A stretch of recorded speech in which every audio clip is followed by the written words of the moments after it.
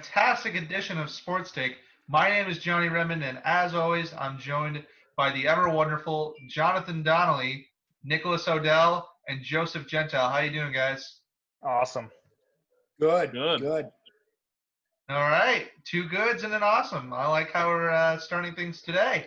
So I should have mixed it up. I should have said great. Way to go, Joe. We're already off to a terrible start. I know. It's mayhem over here. There's a lot of sports to talk about, though. I guess you guys need to think a little quicker on your feet, but I guess that's just me. So, anyways, now is where we move to our trivia question of the day. I'm actually going to be reading the trivia question of the day because I've got one for these guys. So, on June 29th, 1990, two pitchers threw no-hitters on the exact same day, one in the American League and one in the National League. Who were the pitchers that threw no-hitters, and how many total pitchers threw a no-hitter that month? Because that was a record. Both of those were records in themselves. Donnelly, go ahead and start. No idea who did it, but I'm going to guess about 5 pitchers did it that month. Okay. Nick? I would have to go with who I saw this the other day, but I forgot. I'm just going to take a wild guess and say Nolan Ryan and Nolan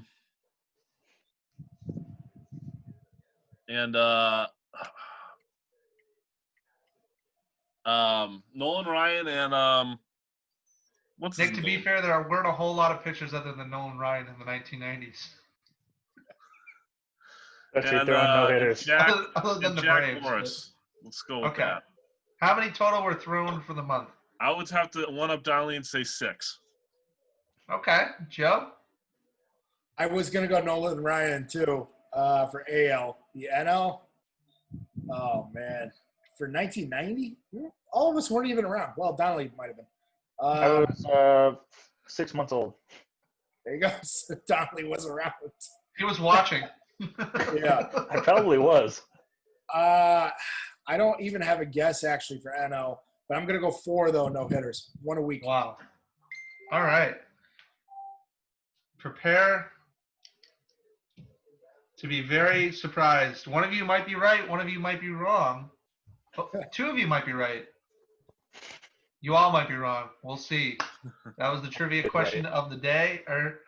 And so with that, we're going to go ahead and move into our roundtable. Obviously, a lot happened this week, but the biggest story of the week is probably Cam Newton going to the New England Patriots. Boys, we have our franchise quarterback for 1 year, $7.5 million.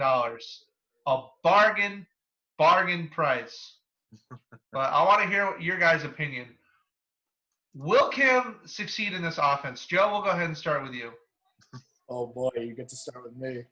Yeah, I saw your reaction, so I want to go ahead and start it off. Get the negative out of the way. He said franchise quarterback. Let's pump the brakes. The last 8 starts, he is 0-8. He is a QBR of 34. He's not a franchise quarterback the past 2 years. And definitely not since his Super Bowl 50 run with the Panthers, losing that game to the Broncos a few years back. No one knows to expect. What does he have left in the tank? What has he got? He was hurt last year. Ironically, he got hurt against the Patriots in a preseason game. I'm excited. I think there's potential, but I don't know what to expect. Are we much better with Cam compared to Stidham or Hoyer? That's to be determined. To say he's our franchise quarterback, a little bit of a stretch. But he is younger than Brady by 11 years, 12 years, whatever it is. He's been to a Super Bowl. He's got experience. But it's Cam Newton.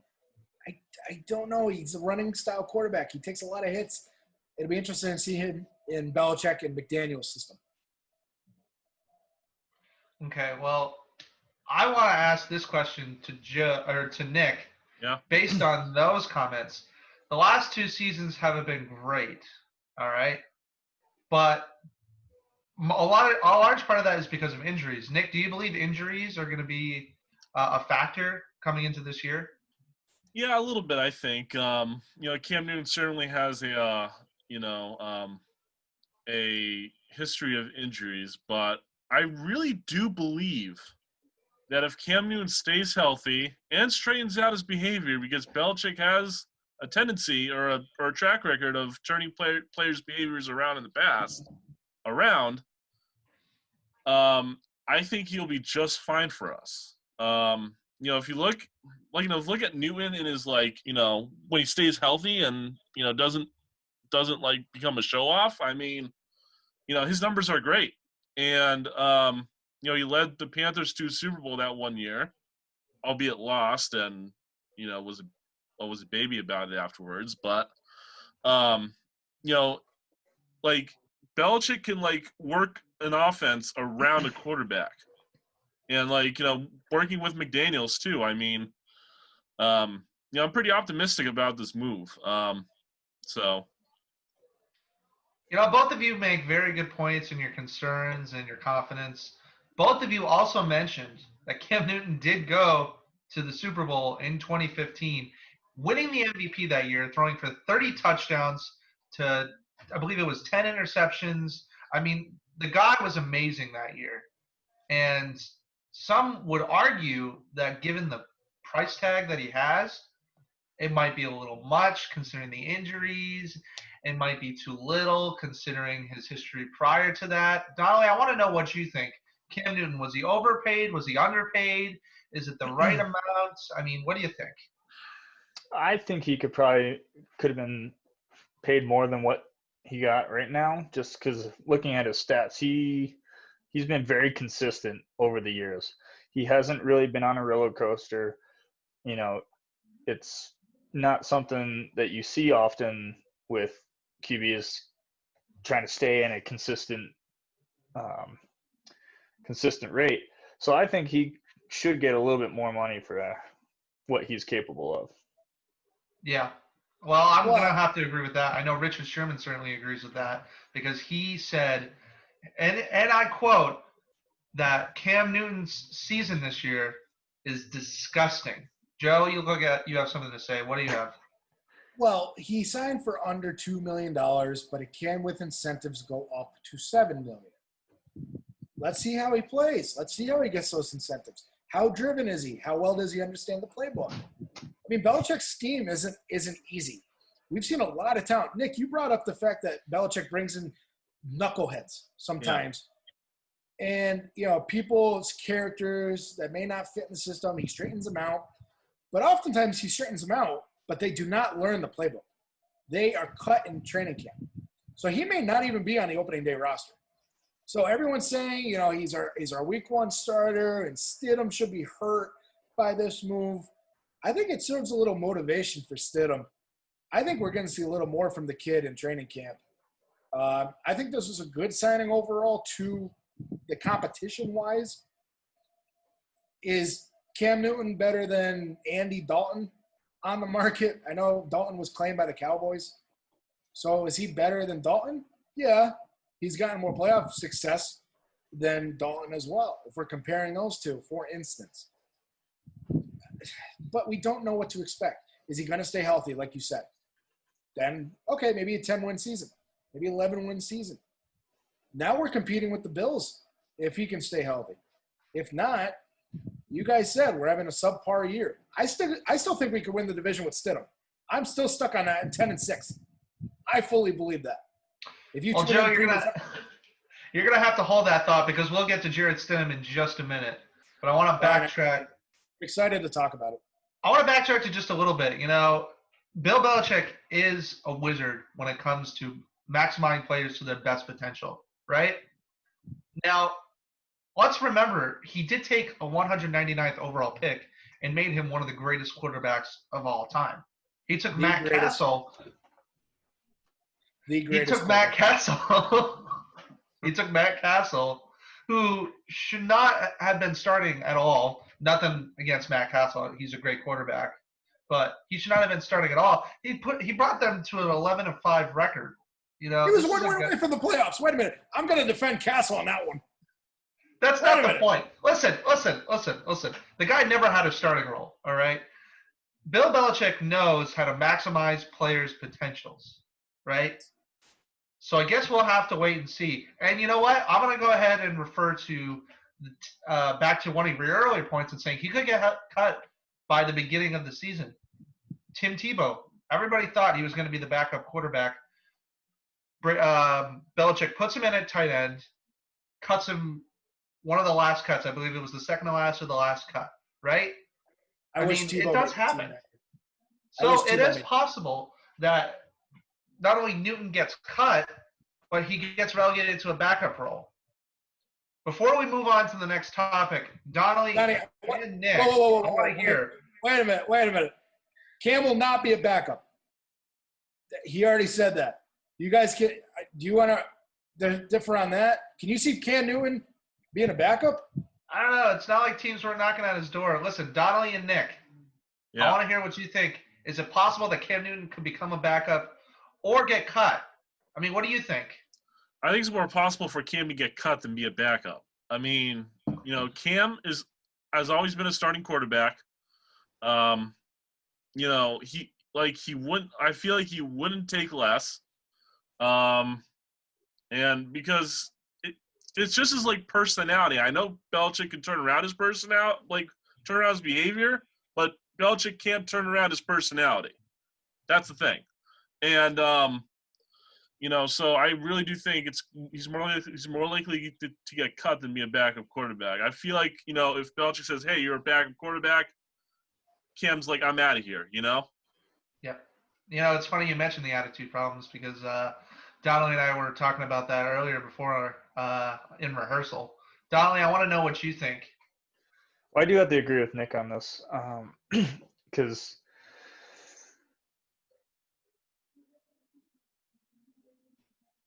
You all right there? I just lost my thought. I Yeah, know Cam's got he's you more likely. speechless through this tool attack. Yeah, he's more likely to get cut than be a backup because he's got the stats to keep him at a high level. Hopefully, he doesn't get injured. But if he doesn't get injured, he's going to be a starter. There's just no way that he's going to play as backup at this point in his career. Yeah. Before we move on, I just got to say, in Bill we trust, right? Whatever he's doing for the best of the team. Yeah. Like I said, he's a wizard, and one can only hope that Cam is able to stay healthy and maximize his potential, right? You don't want him to be a burnout like Antonio Brown, but you want him to, make something of himself and possibly have a career after the Patriots if he decides to leave the Patriots after this year, like Josh Gordon. Now teams are knocking on his door all of a sudden because he came to the Patriots, he turned it around, and now teams are interested again. So, well, I guess it's a waiting game. We'll have to wait and see. Joe, you mentioned Jared Stidham earlier. A lot of reports saying that the Patriots have lost a little bit of confidence in that fourth-round pick. Joe, I want to go ahead and start with you again because you've already mentioned him. Have the Patriots lost confidence with him, or is it motivational like you were saying? I mean, what do you think is more likely at this point? I think it's both. To answer both of those sides, motivation, the fact that you bring in a former league MVP and a former NFC champion to compete for the starting job, and a fellow Auburn graduate. Yes. He lost some confidence. There's been reports because Stidham's wife has posted a bunch of stuff on social media that they went to a wedding in Texas. And with COVID-19, with training camp right around the corner, what are you doing? I know it's a wedding. You go to the wedding. But I guess they went for multiple days, and they're viewing it as a vacation. While you see Brady training when they're not supposed to down in Florida. Should Stidham be practicing with Edelman and Sanu and all the weapons, or should he be going on vacation? So I can see kind of both sides. I've been tuning very much into the story because I think Stidham could be the future. He was highly regarded in college. The people are saying he was the third best quarterback in this year's draft. Would have been if he came into the draft this year. So I think the competition's good. I think it will be good for him because he knew last year there was no competition. Brady obviously was going to be the starter, so he knew he was going to be backup. The only competition he had was against Brian Hoyer, and he beat out Hoyer. So to have Hoyer back and to have Cam there, I think it makes it very interesting, and I can't wait to see who's the starter week 1. It's interesting. It sounds like you're saying it's not so much that they don't have confidence in him. It's just more so questioning them. I mean, Right.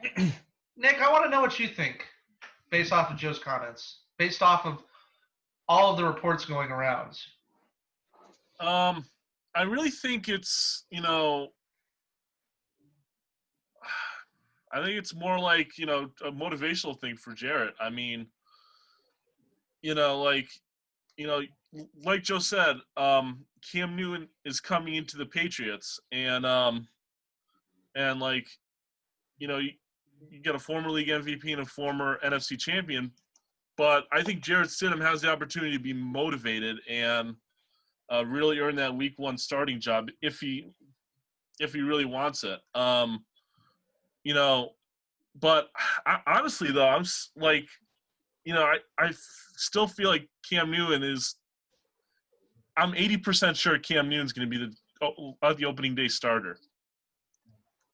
80% sure you're confident with that. Yeah, I'm pretty confident Cam Newton might be Okay. the starter, regardless of what happens. Well, say for instance, if Jarrett Stidham has a outstanding training camp, and Cam Newton is like, oh, I'm gonna expect this job and everything, then I would be more inclined to Stidham. But say for instance, if Stidham has a subpar training camp and so does Newton, I think Newton's gonna be starter week 1. Okay. Those are some very bold accusations, to say the least. I'm telling you, Donnie? Newton might be starter. I'm confident, 80% sure. You watch. Okay. I'm pretty speechless right now. So Donnelly, why don't you go ahead? I don't think that they trust him enough, and that's probably why they brought Newton in instead. So I think that it's not really going to be his show this year. I think he's going to have to keep taking a step back and either learn from Newton or just wait his turn for next season. Okay. I want to ask you guys another question, and this kind of goes off of what we've been talking about. Is it possible that we have an Aaron Rodgers situation here where maybe they want to develop Stidham just a little bit more, want him to learn under some, highly touted veterans, 2 of which have won MVP, as you mentioned earlier, Joe? I mean, is that possible that that's what's going on here, Joe? Could be getting the kid more experience from the bench. You can learn a lot from the bench. You don't have to play, as we saw from Aaron Rodgers all those years backing up Brett Favre. Yep. I think it's not a bad idea by Belichick. Like you said last segment, Belichick we trust. He's got a plan. So hopefully it works out. Yep, absolutely. I could not agree with you more, Joe. Nick? Yeah. What was the question again? I'm sorry. I was. So do you believe we have an Aaron Rodgers type situation here where maybe he's trying to groom his franchise quarterback by bringing in a couple of veterans, letting them learn under him? Yeah, I mean, it could be. Yeah, I mean, it really could be. Like Joe said, the Rodgers Favre situation ended up pretty good and in all of our eyes, and so I would have to say, yeah, it could be that situation. I do think Stidham does need more time to develop, and so because Stidham has very little experience in the NFL now. Granted, because Brady was the starter all that season, and he only appeared in one game, I think, for Stidham, and he threw like 4 pass attempts or something like that, and one of them was an interception, pick 6. So Yeah. I think Stidham needs to be groomed more. Who knows? Like maybe I'll throw in this wild card here. Maybe, just maybe, you throw in Stidham for like a few plays in each game, or through like or like vice versa. Like try to incorporate the wildcat formation in there. I don't Okay. know. It's just me. Nick, I'm not saying you're wrong, but let's say the score is a couple touchdowns going into the fourth quarter. Would you throw in Stidham? Put him in a little bit more high pressure situations, or would you wait until it's 42-7 and then throw Stidham in? I think if Cam Newton has a bad game, like a 42-7, then you put in Stidham. What if it's the reverse? What if Cam's on fire? Would you still put him in? No, I mean, stick to the typical NFL thing, Okay. Because now if it was Brady, like up 42-7, and he's on fire, yes, he would put in the backup because Brady's a lot older than Newton. So I'm not saying I agree or disagree, but Don, I want you to build off of what Nick just said. I don't think anyone would want to put somebody in on a 42-7 win, especially if they're on fire. I mean, it just doesn't really make sense. I mean, why would you want to take out someone that's just, that's on fire and doing everything right in the game, and then all of a sudden you just take them out? It just doesn't make sense. Donnelly, I'm just saying, if it was Brady on fire, we've seen this in the past with Brady. He was on fire They still wouldn't do in the that, fourth though. quarter, and Belichick would take him out for injury protection. Newton, on the other hand, is much younger than Brady. He's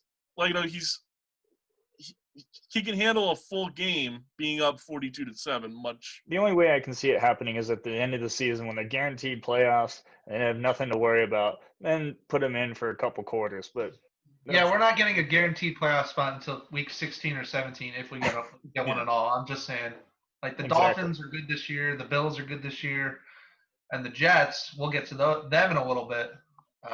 They're not good, but they always give the Patriots a hard time. So, really quickly before we move on to the next topic, where does this leave Brian Hoyer? Our veteran backup quarterback, do they release him? Do they trade him away? Do they just keep him at that third spot as more of like another mentor for Jarrett Stidham? Really quickly, what do you guys think? Joe? I can start with this actually because I've been thinking about this a lot. Okay. We'll go back to you, Nick. Go ahead. With what the role with Brian Hoyer. I think, believe it or not, the Patriots will keep 3 quarterbacks on their roster.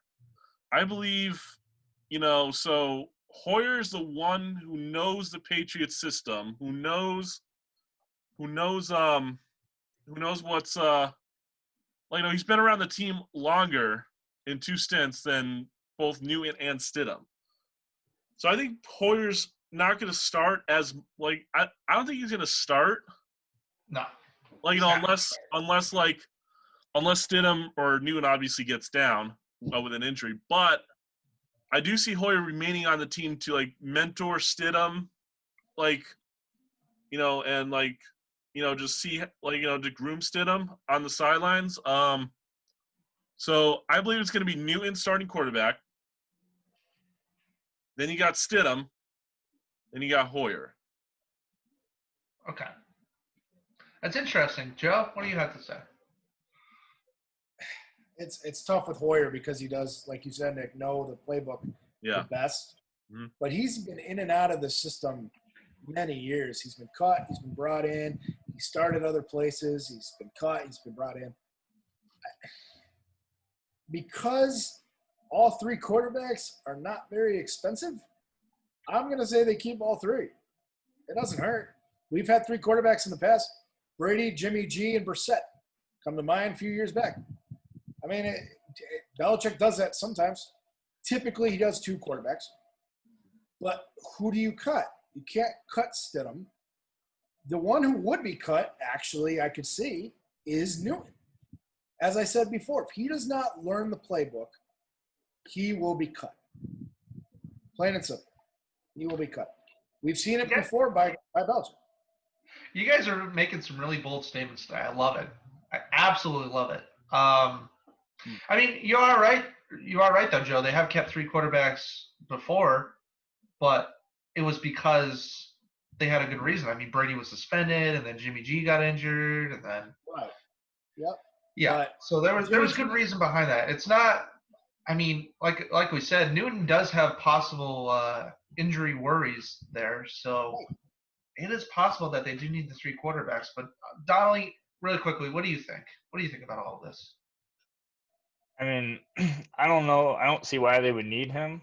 But again, looking at their past and how many times they've had both starting and backup quarterbacks injured, and having almost to pull somebody from some other position, I mean, it kind of makes sense to at least keep all 3, especially with Cam's, injury history or at least potential. I don't see any reason they should get rid of him. I think Yeah. it only happened once though in the Patriots in the past few years, where both the starter and the backup got are unavailable, and so you had Brissett in that one game starting, and then you had Edelman as your emergency backup quarterback. So I think it only happened once. I don't think it happened many times. Correct me if I'm wrong, guys. there was another scenario where Brady was out, Hoyer was out. Who was the third guy from Arkansas? Who was the backup before Brissett? And I can see him too. Oh my God! I cannot think of his name now, though. I mean, I can research- name I can name Corey Dillon. Damon Huber. No, that's going to bother me. I'm going to look it up right now, though. Hang on. You guys continue, though. Okay. All right. So I'm going to make one more point while Joe is looking this up. I honestly think that Hoyer is going to be the backup, and I think Jarrett Stidham is going to be our third string. Because Hoyer is a career backup, and I think having him in that position where he's number 2 is going to give Stidham the opportunity to learn more and not get too high in his head and thinking, oh, I'm the backup quarterback. If Cam Newton gets injured or Cam Newton gets cut or whatever, then, I'm just going to go ahead and move into that role. I mean, frankly, I think if they decide to cut Cam Newton, I think Jarrett Stidham would be the starter still. But I don't think that's going to happen. I think in an ideal scenario, Cam Newton is going to make it through training camp. He's going to be the week 1 starter. Brian Hoyer is going to be the number 2. Jarrett Stidham is going to be the number 3. They'll probably end up giving Cam Newton another 1-year contract, and then it'll give Jarrett Stidham another year to learn. They'll keep Hoyer as the backup again, and then when Stidham is ready, they thrust him into that starting quarterback role. Joe, who's Got the it. quarterback? Ryan Mallett. That's Brian right. Mallett. Oh my gosh. Oh my Yep. goodness! He actually started the game for us. There's the throwback name. Ryan Mallett. Then he got He cut. He wasn't even a backup for the Patriots for too long, was he? Didn't he go to the Chiefs or Yeah, other team? he Yeah. ended up jumping from team to team in the NFL. Yeah. We were the team that drafted him, but Brian Mallett. he didn't stay for too long. We're, But I think we're getting too much airtime for these Patriot backups. you know what? You can never give too much airtime for these Patriot backups, all right? I'm sure I they mean, appreciate it. We could have an entire show about Chase Daniel getting $13 million this year as a backup, which is absolutely ridiculous. But Hey, David, not a Patriots backup. Davey. I mean, so, those are some names. yeah. Ryan Those are Mallett. guys. Yeah, Ryan Mallett also played for the Baltimore Ravens and Houston Texans. that's who it was. Okay, I knew it was one of those. All right. So, anyways, you mentioned the Jets earlier. There is some developing news on the Jets that Jamal Adams wants to be traded. Now, there have been some reports that Adam Gase wants him out of there. There have been some reports that Adam Gase wants him there. First off, are the Jets going to trade Jamal Adams? And if so, where would be the best position for him? Joe? Well, Donnelly wants me to say he's going from jet green to eagle green, I bet. So we will join Philly, but that will not be the case. So we can rule that That out. is where he wants to go. We welcome them. He had a short list of teams that he would like to go for. whether in Dallas, Baltimore, Kansas City, all the contenders. He basically made a list of contenders. He goes, I want to get off the Jets, and I want to win. His contract is super pricey, and he's a great player, though. He's one of the most underrated players in the NFL because he's on a bad team. If he was on a good team, people would know his name a lot more and know what kind of player he is. Not to interrupt you, he's a really good leader on a terrible defense. Yes, absolutely. Yeah. He would be a great leader on a good team, too. And I don't know if a team will pick up that contract. That's the thing. But he's trying. He's trying to get traded, so I give him credit. Because he doesn't want to be on the Jets. He's made that very clear. And I cannot blame him. Because the Jets are not going to win much this year. They're still 2-3 years out. So I don't think he'll be traded because of the money, but I hope he does get traded. Okay. That's interesting. I think a lot of the situation too is that the Jets keep drafting talent, but the talent is just not there. I mean, look at Leonard Williams. Sam Darnold isn't even the best. He was supposed to be the best surefire quarterback in his draft class, and you could argue that Baker Mayfield and Josh Allen are both developing faster than he is. I mean, one of those guys in his own division. So, I mean, I totally get that. Nick, what do you think? Well, I would have to say, sure, the Jets just need to get Jamal Adams out of there. I mean, it's going to turn into some drama here. It already has turned into some drama. So, to avoid the drama, just ship out Jamal Adams, and the Jets will continue to be the dumpster fire that they are. I mean, they haven't won any. They haven't been good since the late '90s, and they haven't won a Super Bowl since 1969. Joe Namath. Joe Namath guarantee game. What? What was his job? The Jets did beat us 10 years ago in the playoffs and made it to the AFC Championship. Actually, 9 years ago, 2011. Does it really count though? It's Mark Sanchez. I'm just saying. I know, but they still beat us. No, but the last time the Jets had sustained success was probably either the late 90s or the 60s with Joe Namath. I'm just saying I can't let that one go. The Jets beat us in the playoffs. I can't let that one go. Hey, we can all not let that one go except for Donnelly because he's an Eagles fan. So, yeah. We'll get to him. Bottom line is that yes, Jamal Adams he will be in a different NFL uniform come this season, come the beginning of this season, I think, because he's a great option for a team. I mean, he's a great player. And the question, Nick, is where is he going? Well, he's not coming to the Patriots because he doesn't want it there. So, we have no money. A man can dream, though. We have no money. We can't imagine if he comes to the Patriots. So that would be a good pickup for us. But anyhow, we're not a contender. So I mean, anyhow, I think it'll be interesting to see him in a Dallas uniform. Actually, yeah. So Wentz can keep throwing interceptions to him. I have some feelings about that. Donnelly? Well, with the Jets' inability to develop players and lead a successful team, I think his choice in trying to get traded and not deal with all this drama where the Jets aren't giving him the money that he wants or should deserve, I think he should go elsewhere.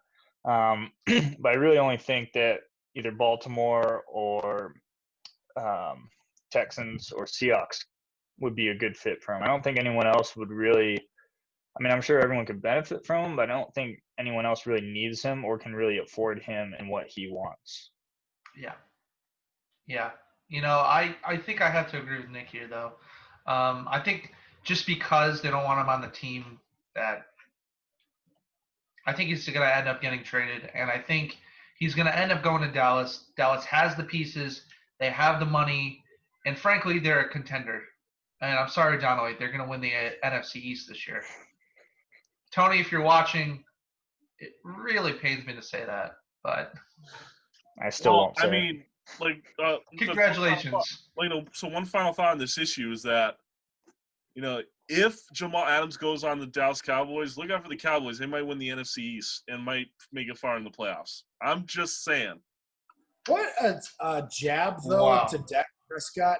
If they can pay Jamal Adams, but they're not paying the franchise quarterback, what a jab to drama Prescott. No. They're gonna pay Dak Prescott. They're gonna pay him $30 million, and he doesn't deserve it.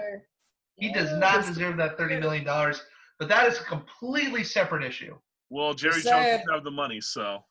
Yeah, I think if he doesn't go to Dallas, he'll probably end up going to San Francisco. Sorry, he's not going to Philadelphia. I'm really, really sorry, Donnelly. Hey, if he gets out of the AFC, I'm fine with it. Yeah. I'm going with that. I think Cam Newton would not do too well against Jamal Adams, especially Jared Stidham. I mean, he's got a 25% interception ratio for passes, Yeah, that wouldn't be a good matchup. as Nick mentioned earlier. 4 pass attempts, 1 interception. Let's do this. Yeah, Jared Stidham, 2020. great year of football, no matter what. The Cowboys are going to be world champions. First time since '96. God. Moving on. We have to move on. The NBA schedule was released earlier. I guess really the only note that we can say is that the Celtics got super lucky with their schedule. But I want to know what you guys think. Is the schedule fair, and what changes would you guys make if you were commissioner? Joe, we'll start with you again. Okay, so I just pulled up the schedule, and we start with Milwaukee. Okay. That's awful. They have the best record in the league. Yeah, They check throw- after that, buddy. Check after that. Okay. Then the Trailblazers. Okay. Then the Heat. Okay. The Nets. Raptors. Magic. Grizzlies. Wizards. Sounds like a pretty easy schedule to me, if you ask me. We avoid the Lakers. We avoid the Clippers. We avoid, 76ers. They'll always give us a tough time. We avoid Pelicans with Zion. Nets are banged up. They keep getting people diagnosed with COVID-19. But you got to feel bad for the Nets. Dinwiddie, DeAndre Jordan, and others, half their starting lineup is gone. So Nets look like they're in trouble. So that should be a win for the Celtics. Raptors are defending champs. That'll be tough. Magic, it's a home game for the Magic. basically. Home game. Down in Orlando. They're playing all their games at home. Yeah. Home. I said home. The The Magic are Grizzlies- right in the mix of things too, so they can get a home crowd to get. Well, actually, no crowds. I forgot about that. Okay, With no Nope. fans there. So, I don't know. It lines up for the Celtics pretty well. I think we'll still stay with the 3 seed as long as we can go 5-3 in the play-in games, the rest of the regular season schedule. I think 5-3, we secure the 3 seed. okay. I think that's a good prediction. But Donnelly and Nick, do you think the Celtics could elevate to that 2 seed? Do you think they could fall to that 4 seed? I mean, what do you guys think? What do you guys think about the schedule, specifically the Celtics schedule, any of the other schedules in general? I mean, what do you guys think? Yeah, for the Nick? Celtics, I would have to say, and I think Donnelly should look up his 76ers there, see what they're like. But at least for the Celtics, I think the Celtics, it's tough for them because, like Joe said, they started out with Milwaukee. I think that's an automatic L there. I mean, Milwaukee's still a tough team to beat with Giannis and everything, but Is it? Well, Nick, I'm going to cut you off real quick. I don't know if it's an automatic L. All the teams haven't played since in March. All the teams are going to be rusty. that's They're true. all But, going- I mean, it's still Nope, That's a good they're- point. it's not the same Milwaukee team it was. That's all I wanted to throw in. okay. They're not But the same. I'm just saying it's still a tough matchup. whether Yes. or not rust or not plays into a factor. So starting off with Milwaukee's going to be tough. Trailblazers I could see winning. Heat's tough. Nets can be tough. I'll give the Celtics a W there. Raptors an L. What, Joe? W's. The W's keep on racking up. 5 and 3. Raptors L. Magic W. Grizzlies W. Wizards definitely W. So Grizzlies you will have be them tough. going 6 and 2.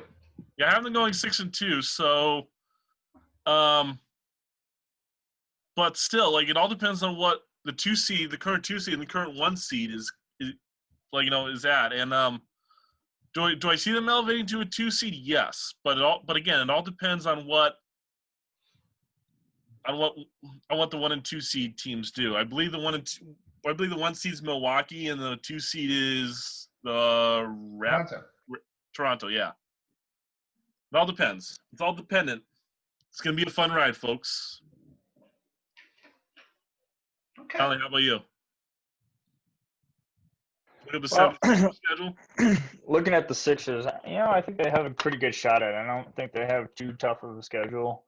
But like Johnny said, we're starting back up. Everyone's been out for a long time. Who's to really say who's actually really going to do well and not do well? But I do think the Sixers have a pretty good shot at it. If the standings hold out like it is now, Donnelly, we're going to be playing your Philly team round 1. It's a 3-6 matchup. Oh, That'd be fun. yikes. That'll be fun. Yikes. Listen, I'm going to make a general statement about the NBA schedules in general. And I mentioned this a couple of weeks ago when the NBA was proposing this idea. I don't think it's fair that a lot of teams have harder schedules, especially out in the West where they might play, teams like the Golden State Warriors.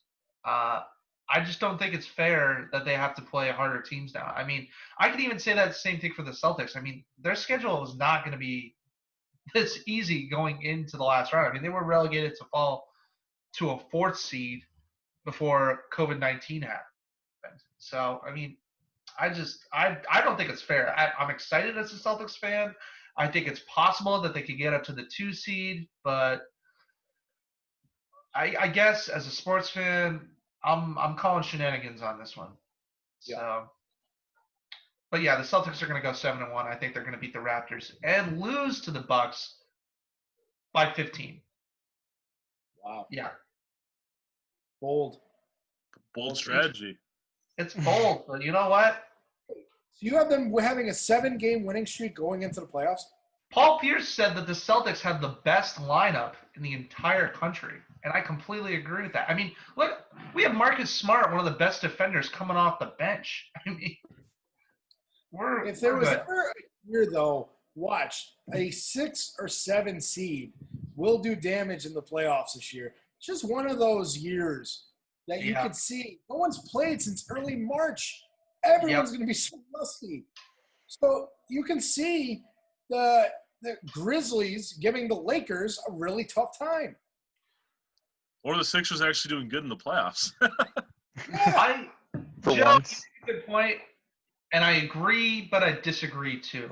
Because when the Celtics, when you have 3 20-point per game scorers on a team, and then almost a 4th one, I mean, even if 2 of them are not playing well, the other 2 are going to step up. And you have one of the best defenses in the league on top of that. So I'm just nervous that the Celtics or any other top team that was going to do well in normal situations yeah, comes out and gets swept the first round. here's my example that I'm going to bring it back to. All right, if Kemba's not playing well, then you go to Jason Tatum. If Jason Tatum's not playing well, then you go to Jaylen Brown and Gordon Hayward. Yep. For the Bucks, if Giannis is not playing well, which I'm sure he'll play fine, but in this nightmare scenario, if Giannis is not playing well, I mean, that's it. The Bucks really have nothing in their core. And I'm not saying they're a bad team. Obviously, they're a great team right now. But the Celtics have more. They have more assets that they can throw onto the table. It's I really guess funny. and that's what puts them in the best position right now. So yes, any team can come out of this a champion. Right now, the Heat could end up having a playoff run and making it all the way to the NBA championship. I mean, you just never know these things. But the Celtics are in the best possible position, given their schedule, given their depth, given their entire rotation, to make a serious run, do a lot of damage come once we get back into play. I guess The biggest thing is that they are one of the youngest teams in the NBA. So they're rested. They are ready to go. Yep. They have fresh legs. They are eager to get back on the team. You see players from other teams, the Wizards, the Nets, Trailblazers, having players not go to the bubble. I haven't heard of one from Celtics or 76ers. I haven't heard from our teams. Everyone's accounted for. And, Lakers, Avery Bradley said he wasn't going. So they replaced him with J.R. Smith. That could alter the West entirely with that kind of shift at point guard. So I'm interested in seeing kind of how this all works out in the end. Yeah, me too. But I mean, we'll have to wait and see. I think that's gonna go ahead and do it for Roundtable. We were gonna have a game tonight, but I think just because we're running pretty high on time already, we're gonna go ahead and skip that and move straight on to the bracket, if that's okay with you guys. That's fine. It's fine. All right. So this week we have myself and Mr. Joseph Gentile over there going head-to-head. And we have Mr. Jonathan Donnelly and Nicholas Odell going head-to-head as well. Nicholas. Let's do it. Nicholas Odell. Would you prefer to be called Nicholas Allen No, I'm good. or just Nicholas? Just, whatever, man. All right, let's do it. Let's So do it. Nicholas Allen Odell and Jonathan, middle name Donnelly, are going to be going first. Their question is related to football. Now, as you guys know, Johnny Manziel announced his football career is probably over, which frankly to most of us in the general population isn't much of a shock. Now, Nick, I'm going to let you go ahead and go first. All right. With that statement that Johnny Manziel has made, is this a sign of maturity? And what does the future hold for Johnny Manziel? You've got 1 minute.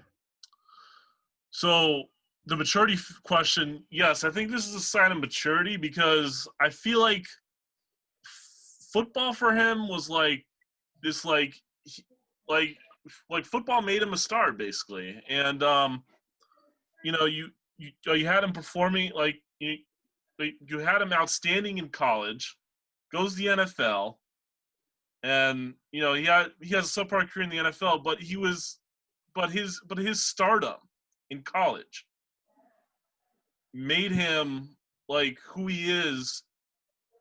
Like, the stardom let him get the best of him. And I think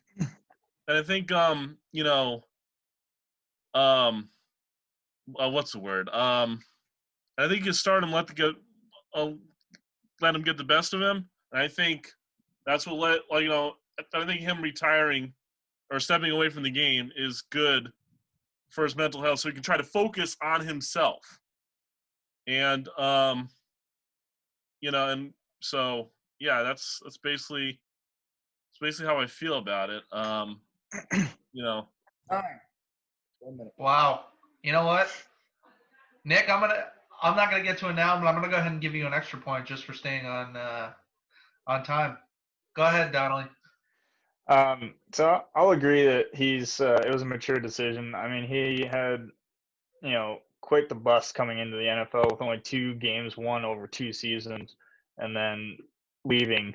I think he didn't have his heart in it, as many could probably see, with all of his partying and, off-season antics.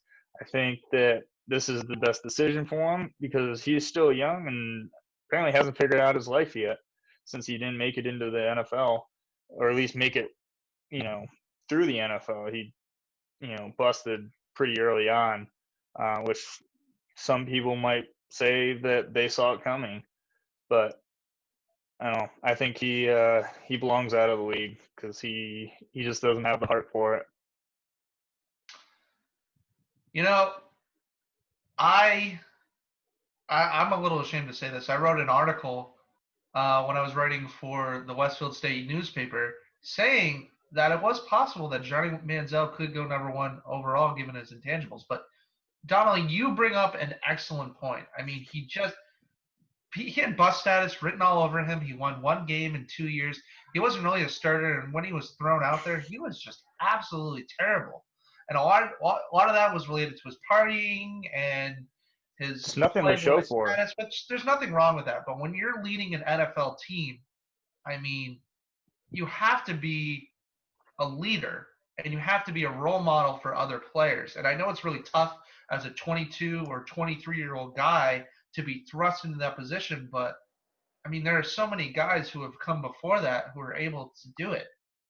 And I mean, you have to kind of play your hand and say, all right, maybe I shouldn't be going out to the casinos every single weekend and hanging out with these A-list celebrities.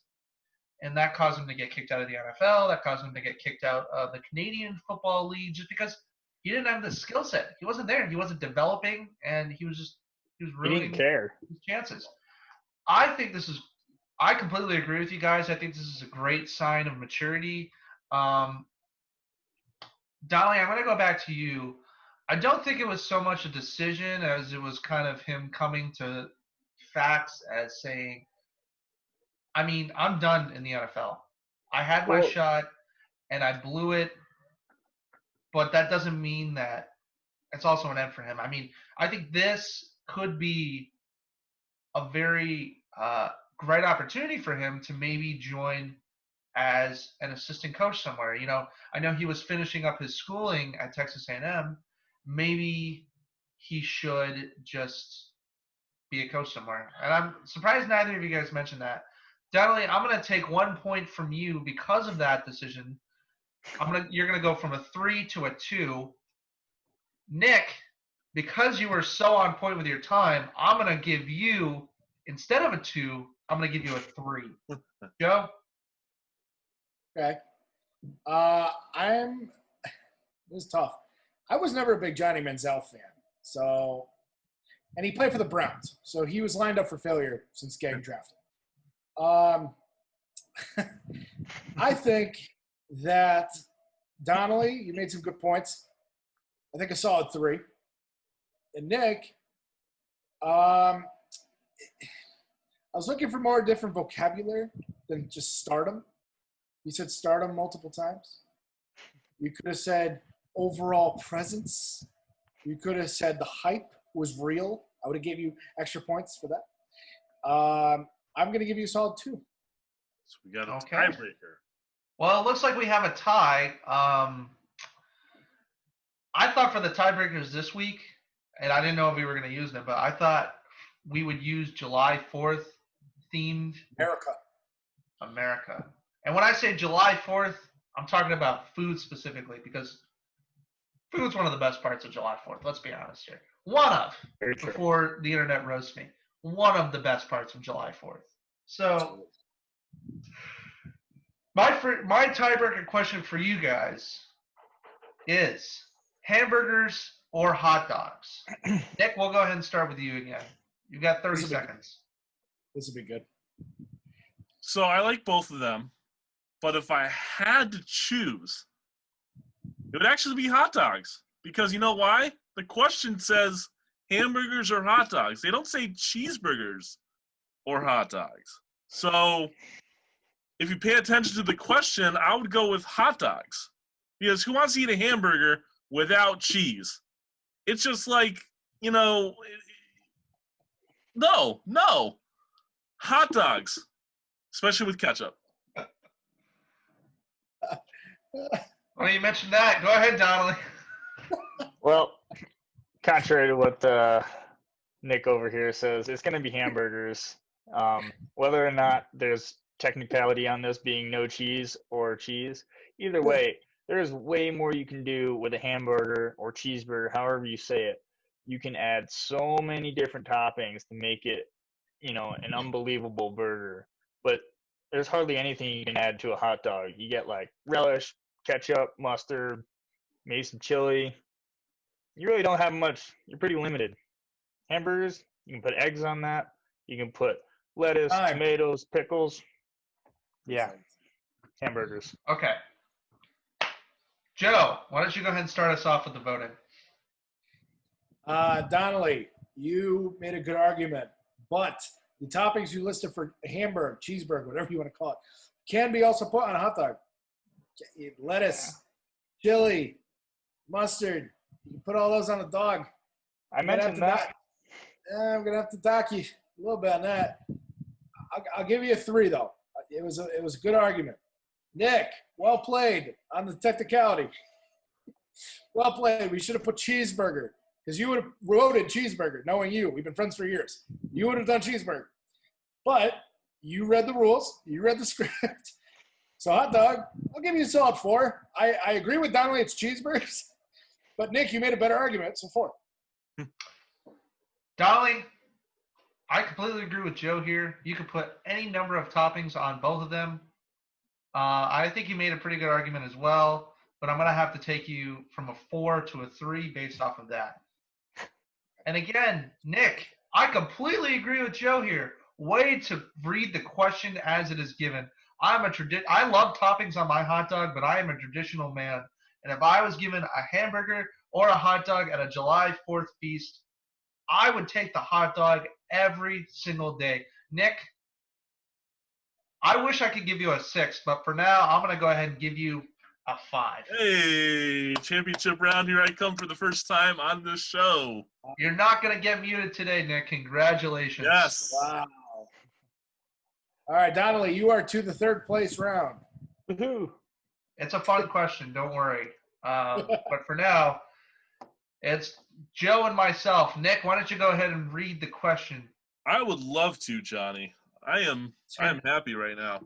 Actually, before that, can I give a quick shout out to Jeff Leclerc for asking this question and making a note of this? So shout out to you, Jeff Leclerc. We love you, buddy. This is on one of our group chats, mini group chats that we have online amongst our sports expert panel, whatever you want to call it.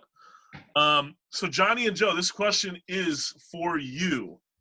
So there's been a lot of talk about NBA Rookie of the Year this year.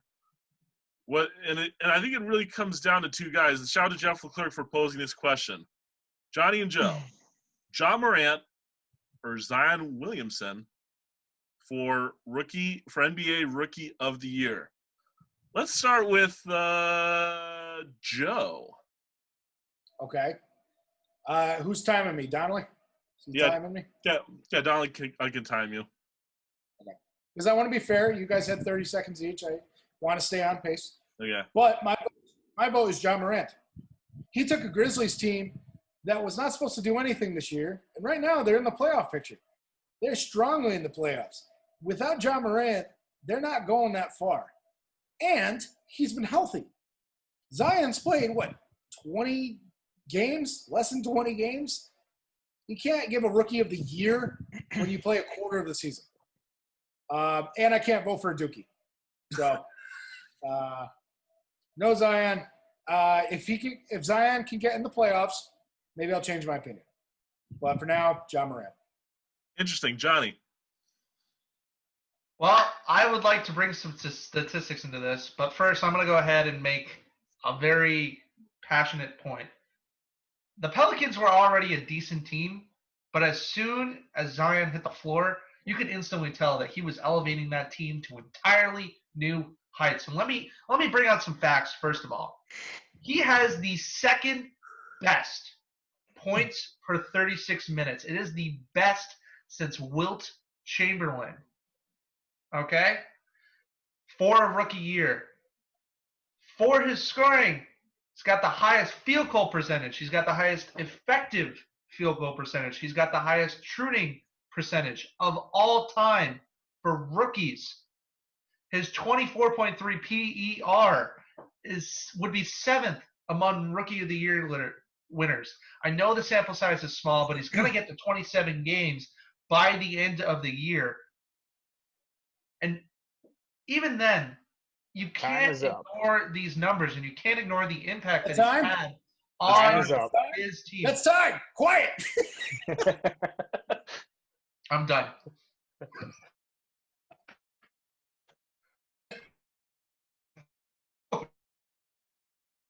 Okay. In time. All right, well, I guess I'll go then. Oh, there it is. So Next back. All right. About that. I'm just going to be short and sweet. I'm going to give Joe a 3. You had some good arguments. I like it. Just not good enough. Johnny, I would have given you a 5, but you went over time. But I did like all your facts and figures, stats. Is good argument. So you get a 4. Come on. Damn it. All right. So both made really good points. Johnny, I really like the research there, the statistics and everything. But I had a feeling you'd pick Zion just because he's a Dookie. No. I had a feeling. Be honest with me, Johnny. No, I swear. Okay. If you read the text, listen, I put all of this into a text, right? Okay. I put all of this into a text. At the end of the text, I say, if I can make You had your time. No, Okay. Don't defend it. You had time. Okay. So that doesn't actually matter to me, but I'm just read the text. But it's Read a the side text. thought. It's a side thought. Anyhow, so I would think. So Johnny, I would give you a solid 4. Okay. Uh-oh. Joe, you need a Johnny, 5 in the to league. tie. I think Joe needs what, like He's a 5 to tie. 5 to tie. I don't like my odds. Joe, I would have given you a 5, but you mentioned you were very biased at the very end and saying, I don't want to pick Zion because he's a Dookie or something. I would have thought that got me points with you. No, that would have got me more points. I wanted like a fair and unbiased opinion. So Joe, I'd have to dock you 2 points for that. So you're at a 3. Ew. Even if I got a 4, I still would have lost. Wow. Well, All right. Well, I'm just trying to be fair and unbiased here, and you had to throw in that he was a Dookie. So damn. I was really Okay, worried. third place game against Donnelly. That's fine. I'll win. I was really worried about that, so thank you very much, Nick. I mean, Joe, I like that on the side that you mentioned he was Dookie, but this is a fair and unbiased show, so you know. Oh, Since my when? God. Since when is it unbiased? Yeah. You know, take your loss in pride, all right? You're the one yelling at me over time. All right, Johnny. Do you want to take this one away, or take this one away because I'm gonna go ahead and read the third place question, and because you were patient, Donnelly, I'm gonna let you decide who goes first. Smartphones make us stupid. Agree or disagree, Donnelly? We're gonna have to Would you go like with to go Joe first or starting second? this one. What? I'm gonna have Joe start this one. Go ahead, Joe. You got 60 seconds. I have 60 seconds? Cool. Who's keeping time? I could keep time. Hang on. I got this. Hold on. Okay. All right, let me know. and go. All right. I believe that smartphones are making us dumber based on the fact that people use emojis left and right. Spelling and grammar is down. Nobody knows how to use correct capitalization. It's very impersonal. Communication skills, which me, Nick, and Johnny all majored in communication. Shout out Westfield State. Yes. We got a degree in communication. In smartphones, as much communication as there is, with all the apps, with everything included, it's making us further apart from each other. And if anything, it's not making us more dumb. It's making us hurt more. I want passion in my argument. But the fact that we can look at a screen and live our lives through a screen, No, I don't want. I don't want to do that. I want to be with friends in person. That's time. Over. All right. Thank you very much, Joe. Donnelly, we'll start with you when you're ready. Well, I do agree with Joe in some ways that the smartphones are definitely making us not so smart nowadays with the lack of grammatical uh, abilities. But it's also changing our physical stature in that, with all the people leaning over, people just have poor posture, and that's really hurting them. But realistically, it's horrible communication. It's bad for professional workplaces because people, start not being able to communicate professionally, and now you have these horrible, communications. It's bad out there. But at the same time, smartphones are super useful and they definitely help me out a lot. So they are pretty bad. Okay. Nick, why don't you go ahead and start us off with the voting? All right. Well, Donnelly, that was poor. Well, you made a slightly good point, but I would have to say a 2. Joe, on the other Straight hand, up telling him. Just straight. Oh, God. Go ahead. Joe, Nick. on the other hand, I like the shout out of communication, Westfield State, and your knowledge of your degree in this realm. I would have to give you a 4. Nick, Yeah. you just talked about how this show is not biased. Joe gave you a shout out. All right, go ahead, Johnny. Sometimes You know what? I'm not even going to get into it, all right? I'm just going to beat you in the championship round. Listen, Donnelly, I would have given you a 2, but you made one really, really, really good point about the posture. And I noticed that as soon as you said that, looked around and we all fixed our posture, right? Every single person did it. There was so much validity in that. I'm going to bump you up from a 2 to a 4. Joe, I was ready to give you a 5, right? Just based on the sheer knowledge of that argument. But I've read your text messages. You don't even spell out the word you, all right? I was hoping someone was going to mention that. The pot calling the kettle black himself, all right? I'm going to go ahead. You're going from a 5 to a 2. Wow. Bigger deduction than me. So, let's see. I believe Donnelly. So, Nick, what did you give again? I gave Donnelly a 2, Joe a 4. So it looks like Donnelly's going to win by 1 point. Nick or Donnelly, would you like to do the honors? I would love to. Oh, Joe, do you have any final words before you're muted? Oh, he's already been muted. Who cares? All right.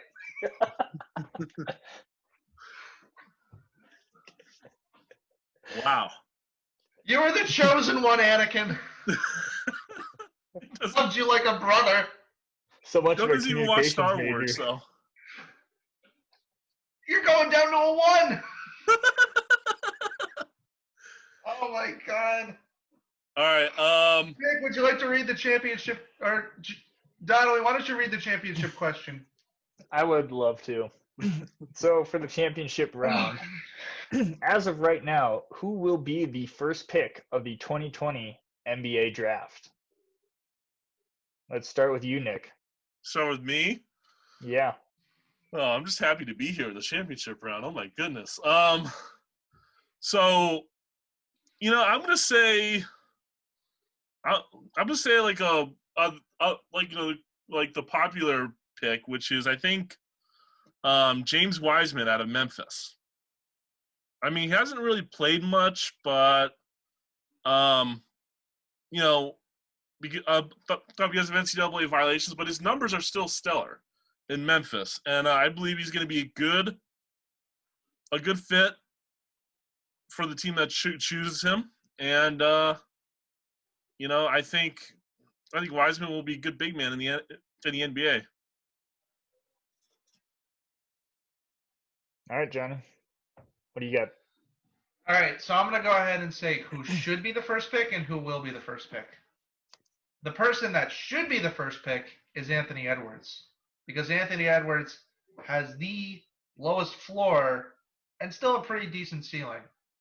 But it's probably going to be LaMelo Ball for the risk-reward factor, because I think the Warriors are going to have the first overall pick, and just because they already have a good team with Klay Thompson and Steph Curry and even a pretty good bench, they'll be willing to take LaMelo Ball, who's going to be an instant playmaker, and go ahead and take that fact that if he doesn't pan out, then at least they still have two other superstars to fall back on. But if they decide to keep him, or if he does well, then he's going to do really, really well for that team. And he's just got such a great shooting motion. All right. Well, I'm going to have to give Nick a 2. I knew Pretty good it. argument, but I think it I'm was just a happy little, to be here in this round, actually. yeah, that subtracted you a Just point. happy to be But- here. But Johnny, I'll give you a 4 for your wealth of knowledge in your choice of players and why.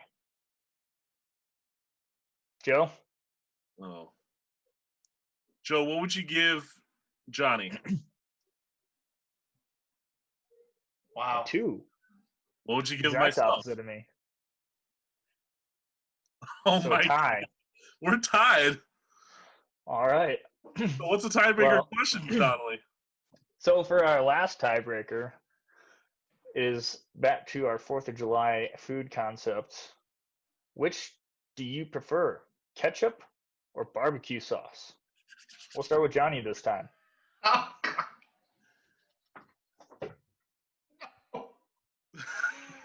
Oh, wait, I'm going first. I'm sorry. Listen, ketchup is a lot more versatile, but you don't put barbecue sauce on something unless you really want to enhance that flavor. Ketchup just makes something bland and turns it into a little bit more tolerable thing. Barbecue sauce, you put that on ribs. You can put that on a steak, a bad steak, not a prime rib. All right? You take a good item and already make it better, right? So, I mean, you could even put it on burgers. You could put it on hot dogs, right? If you use steak with ketchup, oh my gosh. Absolutely. Barbecue sauce, all the way. All right, Nick. Johnny, is that what you prefer? Because it sounded like you're going back and forth there. So the question was, what do you prefer, ketchup or barbecue sauce? And you can all guess what I'm going for. KETCHUP. Ketchup. Ketchup.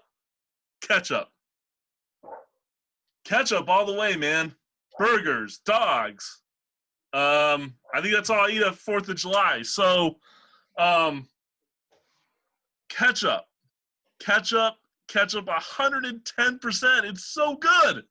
It's so good. That's it. That's it. All right. Well, I'm going to start off and give you a 1, Nick.